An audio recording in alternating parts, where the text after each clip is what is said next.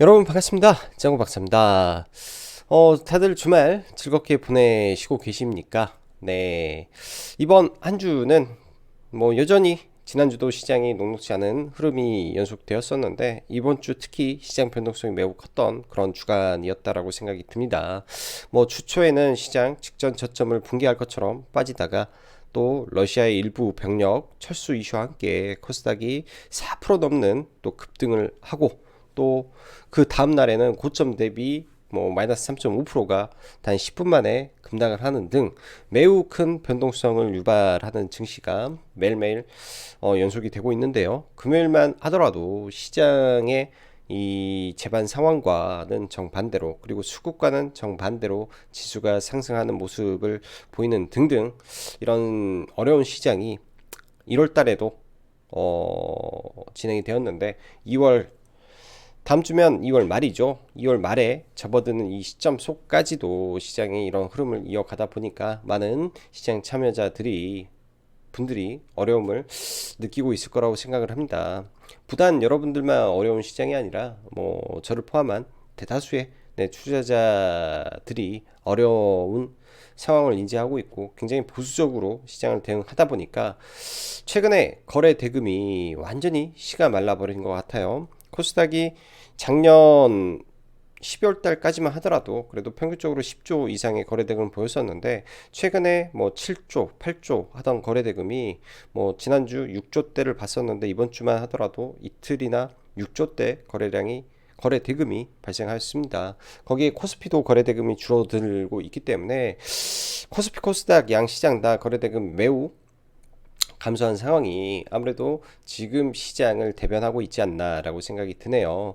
뭐 대다수의 투자자분들이 위험을 감당하면서까지 투자에 열을 올리고 시장에 참여하기가 매우 어려운 환경에 지금 국제 정세가 지속되다 보니까 이런 현상이 좀 이어지고 있다라고 생각이 듭니다.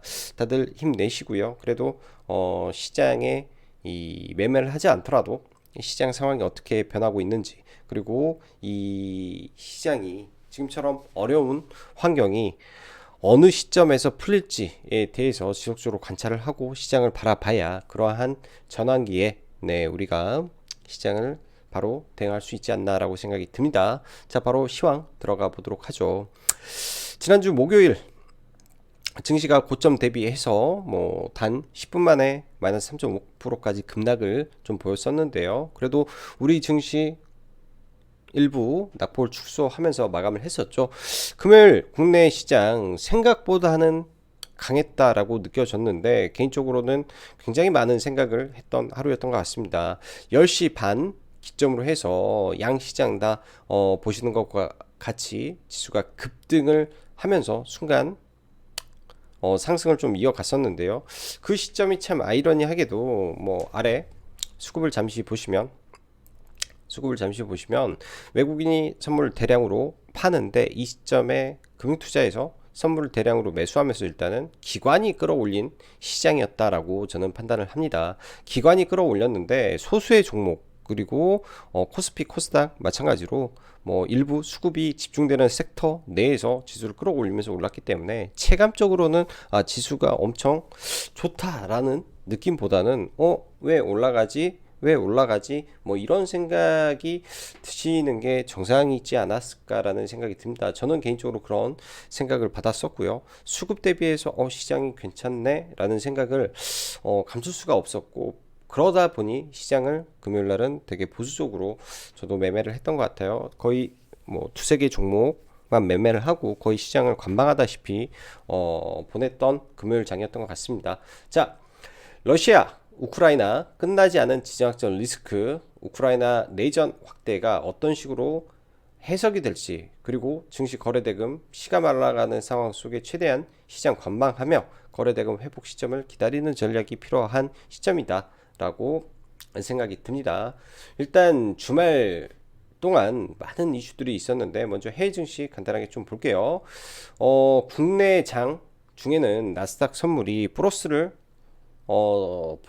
보이고 있었고 그러한 점이 사실은 우리 시장을 끌어올리는데 일조를 했었죠. 거기에 상해 종합지수도 금요일 날 강세를 보였었기 때문에 거의 보면은 10시 기점으로 해서 상해가 급등을 함과 동시에 국내 증시가 반등을 했다라는 거는 상해 증시와 국내 증시가 연동되면서 좀 강한 흐름을 좀 보여주었는데, 일단 나스닥 지수가 간밤에 좀 크게 다시 좀 밀리고 내려왔습니다. 이 부분에서는 바이든 대통령의 발언도 한몫을 한 거죠. 바이든 푸틴 우크라이나 공격 결심했다, 확신 근거 있다라고 미국의 대통령이 굉장히 강력한 발언을 쏟아내면서 이러한 부분이 주말 사이에서도 우크라이나 내전이 지속적으로 발생하고 대규모의 한 6천 명 정도 되죠. 대규모의 우크라이나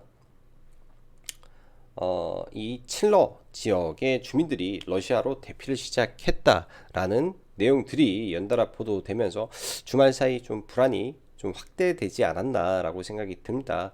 그러한 연휴로 인해서 다음 주 월요일 국내 증시는 일부 개파락 출발을 할 것으로 일단 예상이 되는데, 지금 시점에서 섣부른 저가 매수보다는 일단은 시장을 관망하면서 그리고 최근에 강했던 종목 위주로 일단은 시장을 계속 관찰하고 대응을 해야 될 부분이라고 생각이 듭니다. 자, 뭐 내용 간단하게 좀 쭉 읽어 보면요.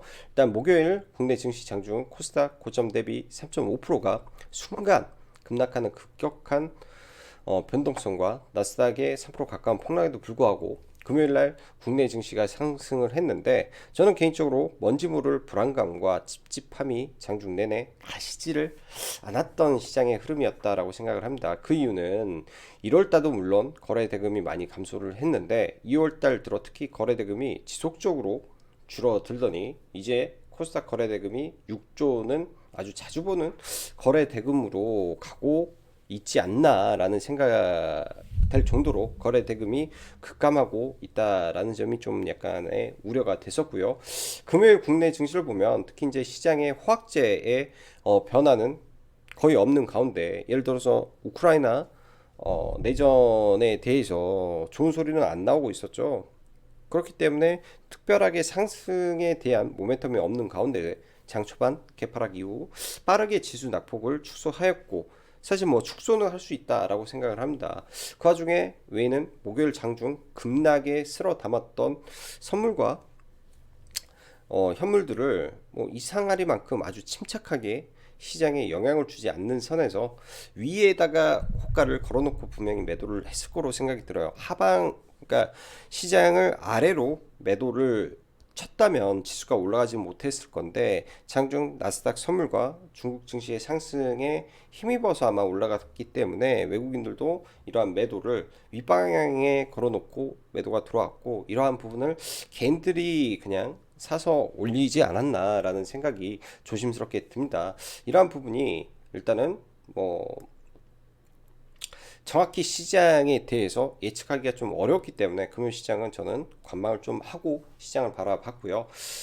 지금 현재 보면 기관, 특히 이제 연기금에 집중된 매수세가 유입되는 일부 종목군들과 기관의 소수의 종목군들의 지금 연속적인 수급이 좀 발생되는 종목 위주로 좀 끌어올리는 모습을 보여주는데, 그 외에는 수급이 조금 약한 게 굉장히 시장이 조금 어렵게 느껴진다라고 생각이 드네요. 좀 더 디테일하게 좀 들어가 보면 금요일 상승률 상위 혹은 올라온 종목군들을 보면 최근 일부 연기금에 지속된 매수세가 유입되는 시총 상위 종목, 그리고 지수 대비 강한 반도체 안에서 특히 기판 섹터죠. 뭐 이수페타시스라든지 코리아 서킷, 대덕전자, 뭐 심텍 등등, 올해에도 실적 모멘텀이 유지가 되는 일부 종목군들에 국한돼서 시장이 강한 흐름을 좀 이어가고 있고, 거기에 위드 코로나 위주에서 그냥 그럭저럭한 반등만 나왔기 때문에 사실 금요일 시장의 반등에는 크게 의미를 두기 어려웠던 시장이라고 좀 생각이 듭니다. 러시아 우크라이나 사태는 2주 일부 병력 철수 이슈로 강한 반등이 있었는데 다시 돈바스 지역 내전으로 지수가 출렁이고 있고, 사실은 과거 8년간 이 지역에서 내전이 끊이지 않게 이어졌던 지역입니다. 근데 지금 시점에서 시장에 영향을 준다라는 것은 바로 바이든의 언론 플레이 플러스 서방과 러시아의 대립 그리고 에너지 전쟁이라는 키워드가 지금 맞물려서 이러한 우려를 또 우려의 우려를 생성하다 보니 아직도 여전히 뭔가 해결이 나오지 않는 것 같습니다. 그래서 일단은 개인적인 생각이겠죠. 뭐 시장을 뭐 예측하기라는 게 참 어려운 부분인데 개인적으로 뭐 시나리오를 계속 어, 점검하면서 시나리오를 만들어 간다라고 여러분들이 생각을 해주시면 좋을 것 같고 지난주에 그런 말씀을 드렸습니다. 동토질의 지리적 상황상 2월 20일 경에 풀리기 때문에 전쟁에 대한 우려가 이 시점을 기점으로 좀 풀리지 않을까라는 생각을 했었는데요. 일단은 이번 주말이 바로 내일이면 2월 20일이죠. 이미 지금 12시가 넘은 시점이기 때문에 2월 20일인데 이 또한 베이징 올림픽의 폐막 기간과 맞물립니다. 그럼 바이든이 지난번에 2월 16일 날 침공할 것이다 라는 거는 그냥 시장에서 묻혀버렸고요. 그리고 2월 20일 날 이제 경에 베이징 올림픽이 폐막을 하는데 이 시점에 지금 침략이 임박했다라는 말을 하고 있죠.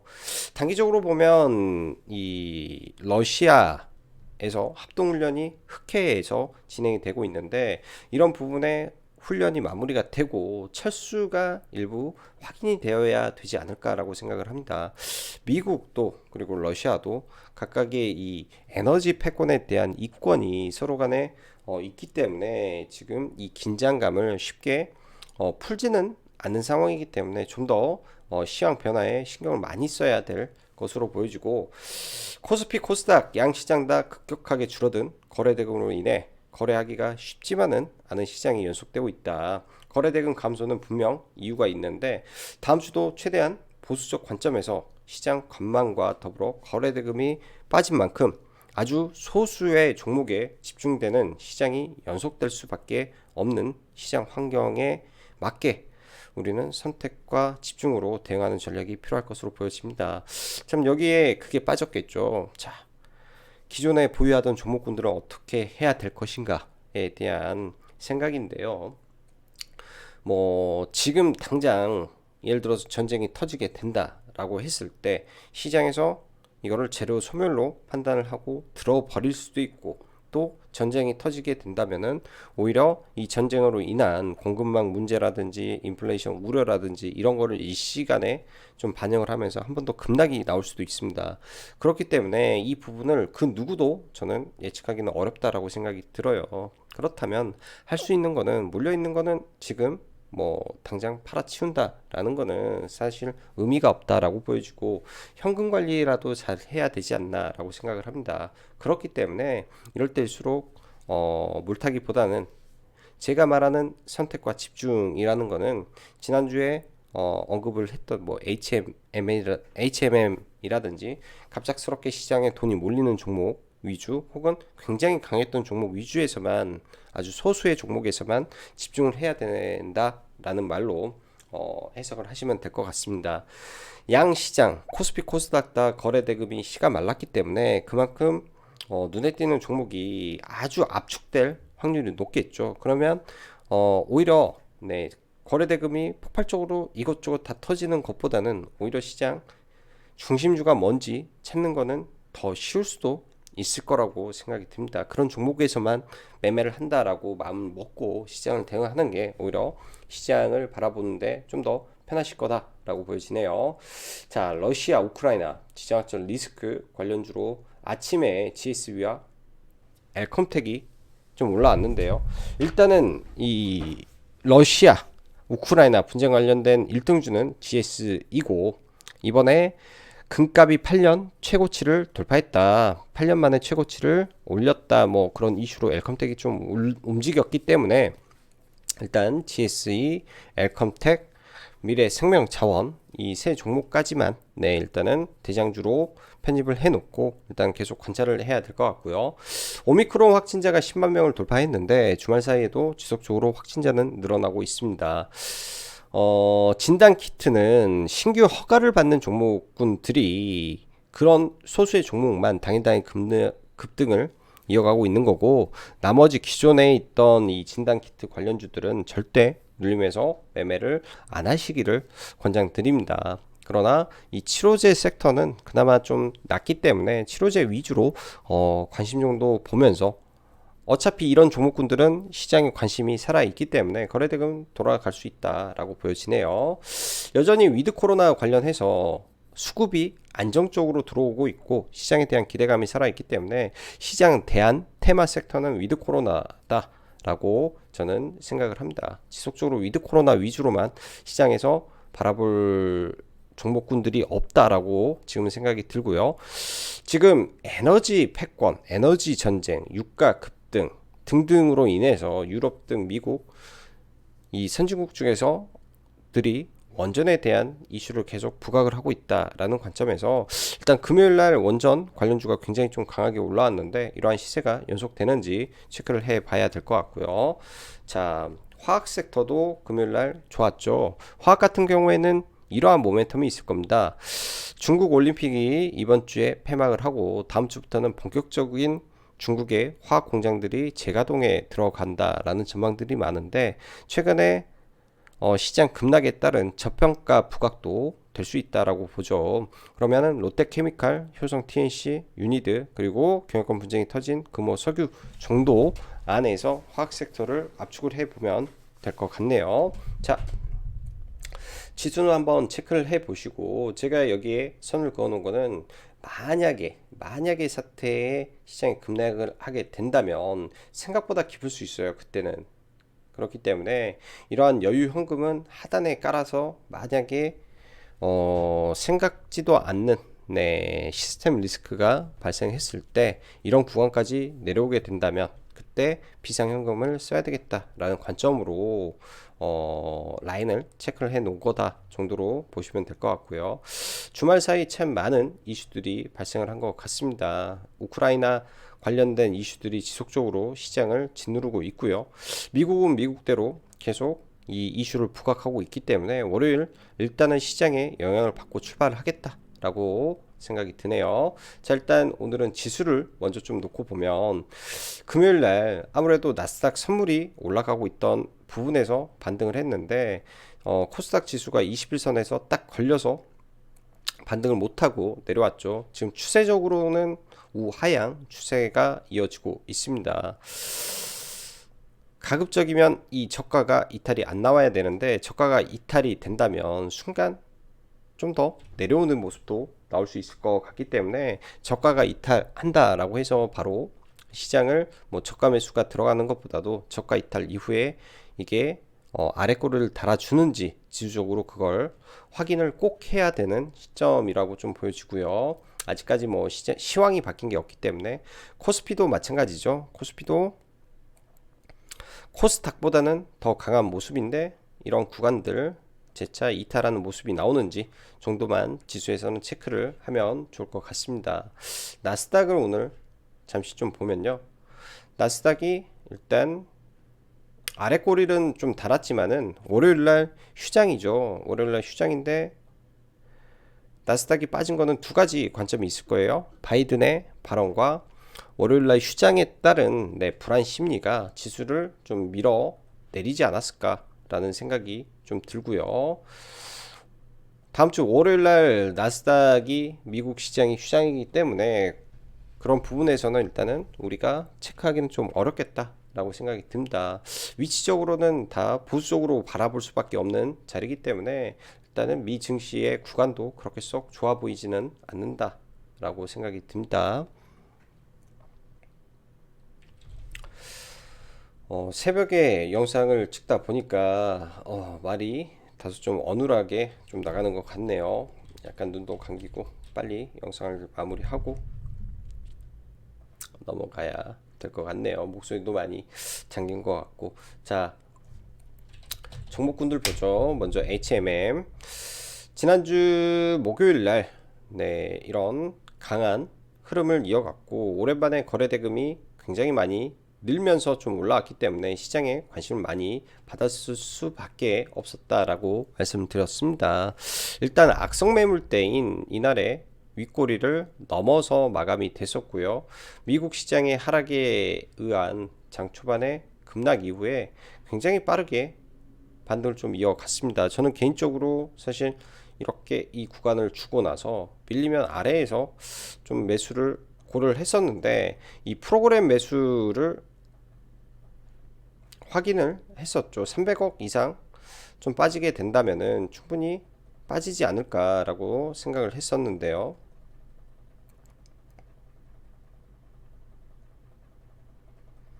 쭉 돌려보면은 오전에 프로그램 매도가 200억 정도까지, 오전에 이 자리에서 200억 정도까지 확대가 되다가 어느 시점에 갑자기 매도폭을 축소하고 시장이 급반등을 하는 시점에 너무나 빨리 올라가서 매수의 편입을 좀 못했던 게 좀 아쉬웠던 종목입니다.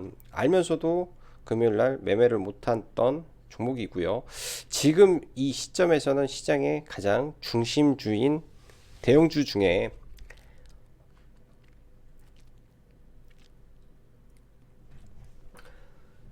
유일한 종목이지 않나 생각이 듭니다. 그래서 다음 주도 HMM은 지속적으로 봐야 될 것 같고, 일단 연 이틀 외국계 창고에서 900억 가량, 그 다음에 연기금이 지속된 매수 포지션을 이어가고 있는데, 항상 이런 구간들이 존재를 해요. 강하게 돌파를 한 구간들, 강한 거래 대금을 동반해서 돌파를 한 자리는 지지와 저항이 강한 구간이겠죠. 그렇다면 다음 주 월요일 날 시장 환경에 의해서, 시장 상황에 의해서 잠시 눌려준다면 이런 구간을 매수 타점으로 혹은 5일선 매매 타점으로 대응을 하면 높은 확률에서 단기적으로 반등이 나올 가능성이 높은 종목이다 라고 보여집니다. 자, 카카오뱅크도 최근 수급이 굉장히 좋은데요. 이 종목 또한 외국계 시장의 수급이 안 좋은 상태에서 최근 외국계 자금에서 지속적으로 수급이 유지가 되고 있는 상태에서 연기금이 연속된 매수세가 유지가 되고 있죠. 단기적으로 이 박스권을 돌파를 하고, 단기적으로 이 박스 구간을 돌파를 하고 올라왔기 때문에 시장 환경에 의해서 이 돌파된 박스 하단 언저리에서는 단기 눌림목 매매가 가능할 걸로 예상이 듭니다. 시장이 거래대금이 약하기 때문에 전체적으로 거래대금 1000억 이상 발생된 종목 안에서 관심 종목군들을 뽑아내는 게 저는 필요해 보이고요. 그래서 월요일날 눌렸을 때 이 하단 구간에서 보면 괜찮은 종목으로 생각이 듭니다. 카카오뱅크, 그 다음에 카카오페이, 최근 카카오 계열사 종목군들이 생각 외로 시장에서 좋은데 전부 다 공통점이 있어요. 연기금의 지속된 매수세에 의한 종목군들의 하단 지지력이 굉장히 강하게 유지가 되고 있다. 연기금이 집중해서 이러한 종목군들 위주로 지금 매매를 하고 있기 때문에 이 종목군들, 즉 연기금 수급 종목군들로 해석을 하고 좀 보면 될 것 같습니다. 그럼 강하게 또 돌파를 해줬던 자리에서 눌렸을 때 보는 관점이고요. 카카오페이까지 해서 대형주는 체크를 해 놓고 보면 될 것 같고, 자, 금호석유 지정학적 리스크 이슈가 경영권 분쟁 이슈가 있는 종목이라고 말씀을 드렸죠. 자, 금요일 날 시가 개파락 출발 이후에 장중에 3.5%까지 좀 올라왔는데요. 21선, 그 다음에 5일선 이 구간에서 사이에서 보면 저는 괜찮을 것 같습니다. 말 그대로 이 좁은 박스권이 존재를 하는데요. 이 상단 15만 4천원 언저리 라인이 저는 괜찮아 보이고, 장중에 변동성이 분명히 있는데 이 하단 구간에서 매매를 계획하고 본다면은 이 종목도 경영권 분쟁 이슈가 지속이 되고 있기 때문에 충분히 다시 끌고 올라올 수 있는 모멘텀을 가지고 있다라고 생각이 듭니다. 이날 경영권 분쟁 이슈가 나왔던 날이고, 이때 거래대금이 많이 터졌던 걸로 본다면은 아직 경영권 분쟁에 대한 기대감은 시장에 살아 있을 걸로 판단이 되는 종목 중에 하나고요. 자, GSE 이 종목은 아무래도 지정학 리스크로 인한 급등락이 매우 심한 종목이죠. 제 지인도 이 구간에서 이날 하락할 때 시간에 반등하는 걸 보고 샀다가 엄청 크게 깨져서 크게 손절을 했다라는 말을 들었었는데요. 많은 사람들이 이 종목에서 피해를 본 걸로 저는 알고 있습니다. 그만큼 변동성이 매우 큰데 이게 이제 지금 윗구간에서 뭐 바로 올라가 버릴 수도 있는데 또 이렇게 떨어지는 구간도 나올 수도 있겠죠. 떨어지게 된다면 이런 하단 구간에서 관심권으로 잡고 이 말은 뭐냐? 지속적으로 러시아 우크라이나 분쟁 이슈가 지속이 된다면 이 하단권에서 노려보는 계획으로 보시면 좋을 것 같습니다. 자, 엘컴텍 금요일날 금 관련 종목으로 좀 올라왔는데요. 일단은 금 가격이 지속적으로 상승을 하고 있다라는 점이 일단 종목에 부각이 될 걸로 보여지고 금요일날 이러한 해지 테마 안에서 상승률이 생각보다 강했던 종목 중에 하나예요. 과거에 뭐 한국석유라든지 대장급 종목이었지만은 시장 대비해서 그렇게 강한 반등이 좀 나오지 않았습니다. 근데 금요일날 일단은 튀어 올라온 게 이 금 관련주도 튀어 올라왔다. 그리고 구간상으로 그렇게 높은 구간이 아닌 상태에서 조정시 관심은 봐도 무방하지 않나 라고 생각이 듭니다. 이 말은 즉슨 조정시 관심에서 놓고 매매를 계획을 해보면 될 것 같네요. 자, 게임주 위메이드 맥스 위주로 지금 시장에서 좀 강하게 반등이 나오고 있는데 저도 이 종목을 계속 체크를 해 보다가 이 구간마다 나오는 반등의 폭이 매우 강합니다. 40% 30% 이때도 저가 대비해서 40% 이때도 저가 대비해서 지금 48% 반등이 나왔죠. 굉장히 반등폭이 크기 때문에 또 강하게 눌려준다면 이러한 하락 추세 안에서 눌려준다면 반등의 폭이 강한 종목이다 라고 판단이 어느 정도 드는 것 같습니다. 그래서 이러한 추세 매매로 대응을 할 만한 종목이고요. 일단 게임주 안에서는 지금 탄력이 가장 좋은 게 위메이드와 위메이드 맥스를 기준으로 잡고 일단 종목군들을 관찰을 하면 좋을 것 같다 생각이 듭니다. 자, 그리고 한정기술 금요일날 사실 저는 이 한미 원자력 관련된 고위급 인사들의 이슈가 이렇게 크게 종목군들을 끌어올릴지는 저는 예상을 하지 못했습니다. 그래서 원전주가 굉장히 강하게 올라가고 있음에도 불구하고 사실은 크게 대응을 못했었는데요. 아무래도 대원전선이라는 종목은 윤석열 후보의 지지율이 또 추가 상승을 하다 보니까 그런 영향도 있었을 거라 생각이 들고 원전 관련해서는 돈이 몰려서 그리고 수까지 몰려서 좀 강하게 올라오지 않았을까라는 생각이 듭니다. 일단 다시금 거래 대금이 한정기술에 많이 들어왔기 때문에 원전주 일단은 다음 주도 관심은 가지고 지켜봐야 될 것 같아요. 눌림 구간에서 항상 이 윗꼬리 매물대를 돌파하고 넘어왔다라는 거는 돌파는 곧 지지다 라는 관점에서 8만원 구간에서 지지가 된다면 이런 구간이 눌림목 자리가 될 수 있을 것 같고 한전산업도 거의 1등 종목이었죠. 1등 종목이 일단은 단기 박스권을 넘어가서 마무리가 됐기 때문에 이 구간에서 다시 올라오는 흐름이 나올지 다음 주도 체크를 해 보시면 좋을 것 같습니다. 자, 어려운 시장 계속 이어지고 있는 것 같네요. 최대한 보수적인 관점에서 시장 바라보시고 불확실성이 일부 해제가 돼야만 거래 대금이 늘어나면서 시장이 양호하게 흘러가지 않을까 생각이 듭니다. 자, 일요일날 기회가 된다면 저녁에 라이브로 찾아뵙도록 하고 다음 한 주도 성공 투자 하시는 한 주 되시기 바랄게요. 자, 오늘은 여기까지 장구박사였습니다. 감사합니다.